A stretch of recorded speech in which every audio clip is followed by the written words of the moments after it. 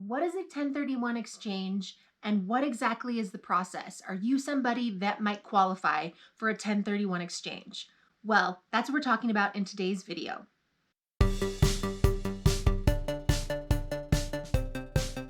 Hey guys, welcome back to my channel. My name is Nicole Bowdle and I'm a local realtor in Park City, Utah with Berkshire Hathaway Home Services. Today I'm talking about 1031 exchanges because we have a lot of second home and investment properties up here. And so there are many people asking, can I use a 1031 exchange on my property? Well, first of all, there are different kinds of 1031 exchanges. So it's important to know what all of them are. And we're only going to really be diving deep into one because they get really confusing.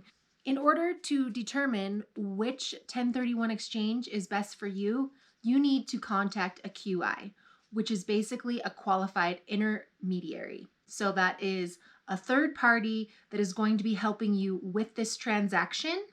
But where does your real estate agent come to play? Where does the title company come to play? Well, we all still have to work together simultaneously to get you a 1031 exchange because you have a limited amount of time to actually complete this process. So we're going to be talking about a deferred 1031 exchange, which is the most common, I guess you'd say.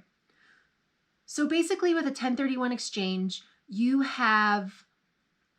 basically taking a property that you would have to pay capital gains on, and you're going to do a 1031 exchange, which means you're going to exchange this property like for like. Now, the IRS's version of property that is like for like is different than what a real estate agent is. So you could sell a farm and buy a commercial building and do a 1031 exchange. You could sell your single family home and invest in an apartment building. That could be a 1031 exchange. You just cannot sell a house and buy a boat or do a 1031 exchange on a Ferrari and buy a house.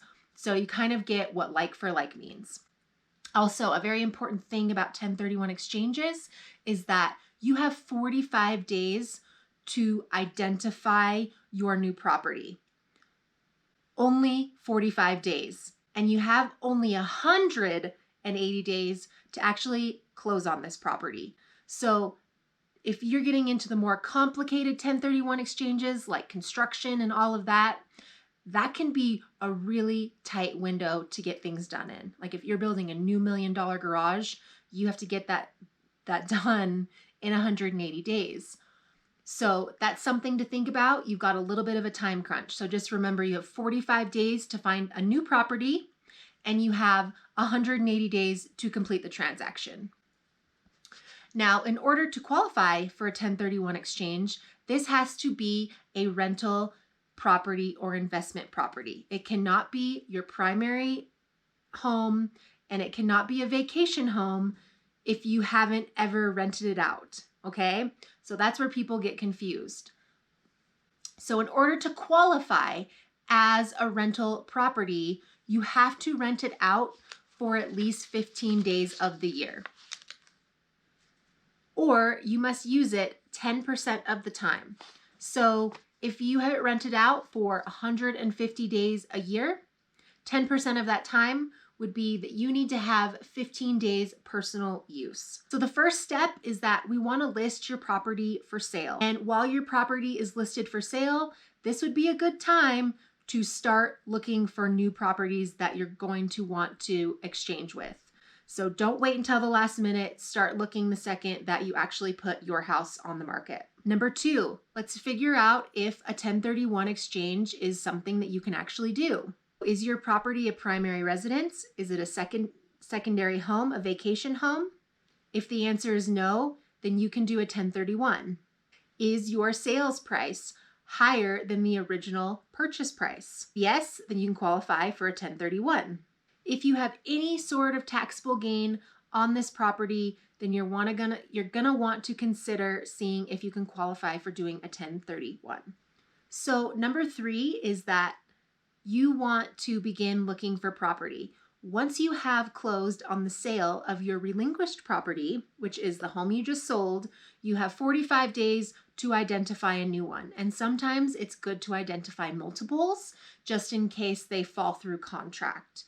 Plus, you also have your due diligence that you need to complete. Number 4, you're going to want to hire that qualified intermediary to assist you with all the paperwork and everything that you're going to need to provide to the IRS. And they will work with your title company and your real estate agent in getting you the proper documentation for your closing, because it will be a 1031 close. It won't be a regular close. You also need to disclose that when you're selling the house or buying a new property, that you are doing it as a 1031 exchange. And it's no expense to that buyer or seller, but it's being done as a 1031 exchange. So once you close on the sale of your relinquished property, which is the house that you just sold, the QI, which is the qualified intermediary, is actually going to hold the funds from the sale of that home. And you have 45 days to identify the new property.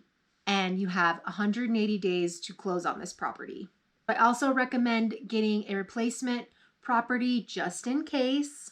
And the next step is going to be you're going to close on your new property. So now you have basically deferred the capital gains that you would pay on that home because it's a rental or investment property.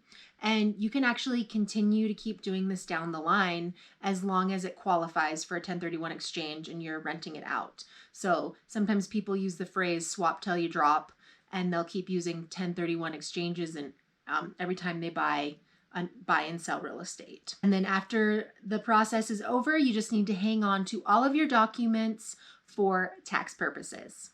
Thanks for watching today's video on 1031 exchanges. They can be a little bit confusing. So if you want to know more about 1031 exchanges, definitely contact your CPA, your tax advisor, or a qualified intermediary who deals with 1031 exchanges. Video, please consider liking and subscribing to my YouTube channel. I post new videos every single Monday. I'll see you next week.